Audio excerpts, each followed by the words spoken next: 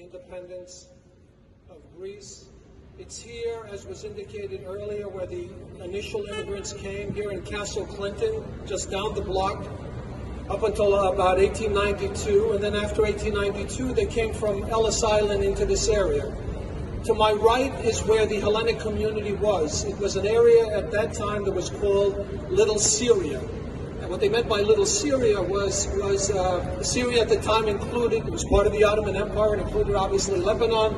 They called it Little Syria because that's where a lot of the Lebanese were, and that's where a lot of the Greeks were. The Greeks in the beginning went actually to the Orthodox Church of the Lebanese, and then later on, obviously, they bought a building and built their own church.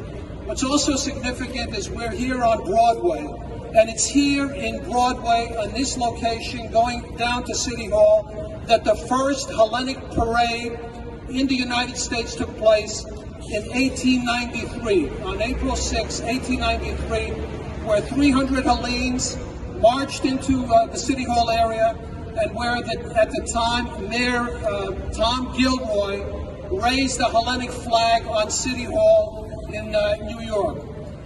The fellow who did this was Vlasis, who also created the Atlantida, for those who remember that particular paper. He was also the president of the Brotherhood of Athena, which was the first fraternity in New York City. And it was the Brotherhood of Athena that basically raised the funds to create the Holy Trinity Church in New York. Also here in 1897, for the Archbishop temporarily, the church was actually located here on Greenwich Street. Thank you all for coming. And again, it's not only a Hellenic event, because don't forget, the Hellenic independence triggered a lot of things also in America.